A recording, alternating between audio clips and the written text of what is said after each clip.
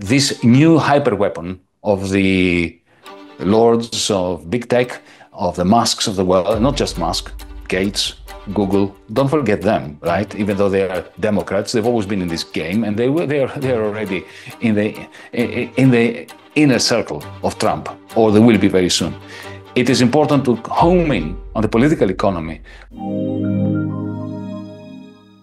The only reason why we're talking about Elon Musk and not Jeff Bezos or Zuckerberg presently is because he has become the de facto vice president of the United States.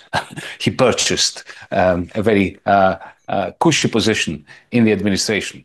It was an amazing and astonishing investment. You know, for a couple of $100 million, he's made a couple of $100 billions, actually more. I don't think there is a better return to one's dollar than what he has already achieved.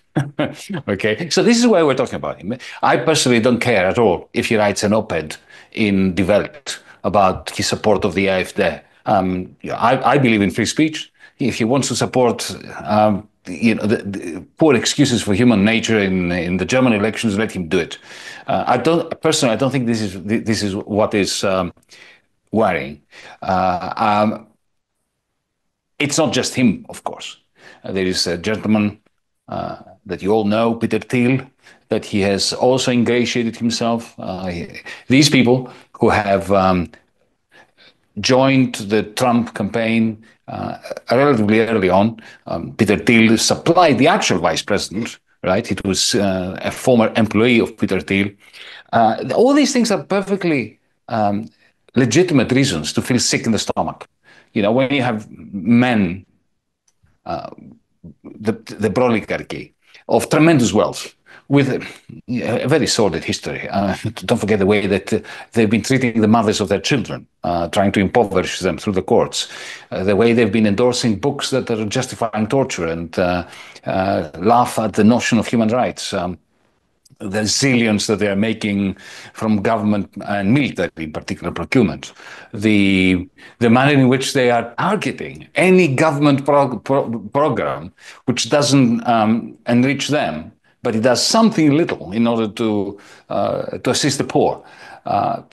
This is all nauseating stuff.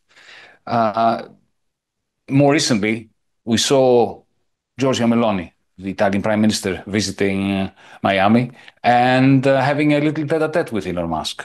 And I can tell you that one of the reasons why Elon Musk is so enamored of her and doesn't want her to be deposed, unlike Nigel Farage, that for some reason suddenly he's in his bad books. He wants, instead of giving him £100 million, he wants to depose him from the leadership of the Reform UK party. Well, the reason is that Meloni has effectively offered him the opportunity of having the Italian state move away from IRIS-2, the satellite network that the European Union was planning to create in competition with Starlink. And that, you know, that is a reason to be extremely worried when you have such deals being concocted in Mar-a-Lago between the Italian neo-fascist prime minister and Elon Musk. I don't need to add any adjectives to him. But having said all that, and let me just add one more thing. He's not a free speech absolutist. He's an absolutist. He's a totalitarian. But I don't think he cares about free speech unless it is his own free speech. You know, he supposedly he's supporting Tommy Robinson's free speech, and the fact that Tommy Robinson is in prison for contempt of court, for actually lying about a Syrian refugee, in court and outside of court. But, you know, when Julian Assange was rotting in the Belmarsh high security prison, Elon Musk said not one word, because for him, a man who is convicted of nothing should rot in prison if he does against the interests of the CIA, of the NSA, of the Pentagon, and of Elon Musk. So give it a rest, Elon. You don't give a damn about freedom of speech and freedom of expression, especially for the free press. But the point of now I'm going to play, to some extent, devil's advocate in actually arguing that there isn't we need to ask ourselves what is really new about this, because many people are pretending that what is happening with Musk, with Thiel, and with the other members of the brotherhood of the oligarchy, that this is something really new. Well, is it? Is it really new? I mean, yes, but not for the reasons that most journalists of the liberal establishment press tell us. Uh, John D. Rockefeller, uh, he headed a dynasty that makes Musk look an amateur. Henry Ford, he bought newspapers and canvassed and effectively forced municipalities to rip out tramways and to replace them with Ford automobiles and buses. Thomas Edison electrocuted famously an elephant at Coney Island just to demonstrate that Westinghouse's direct current electricity was dangerous, whereas alternating current was dangerous, whereas Edison's direct current wasn't.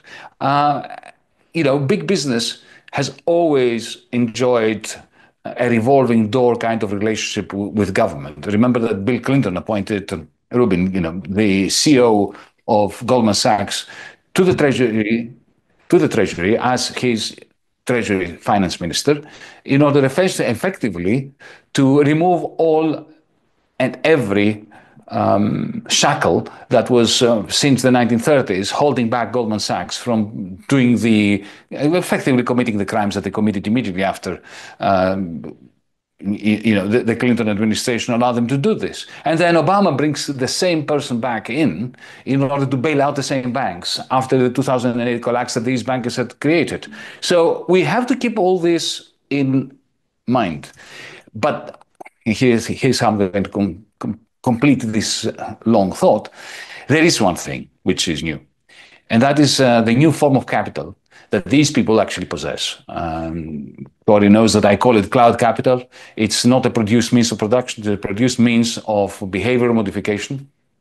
And that gives them, it's effectively a new hyper weapon, which these oligarchs, these cloudalists, as I call them, or techno-feudal barons or lords, they possess, which, Henry Ford, Thomas Edison, Westinghouse, Rockefeller didn't. And unless we understand the manner in which this new form of capital, which I call cloud capital, operates, and the way that it usurps markets, it replaces them, it replaces profit with rent, it effectively turns cloud capital, into a gigantic parasite, which is 100 times, a million times bigger than the organism on which it is parasitic. The organism is traditional capitalism, and of course, the labor force, and of course, the surplus value that these workers produce. We need to understand that, because this new hyperweapon of the lords of big tech, of the Musks of the world, not just Musk, Gates, Google, don't forget them, right? Even though they are Democrats, they've always been in this game, and they're already in the inner circle of Trump, or they will be very soon. It is important to home in on the political economy of the phenomenon of which Musk is simply an epiphenomenon.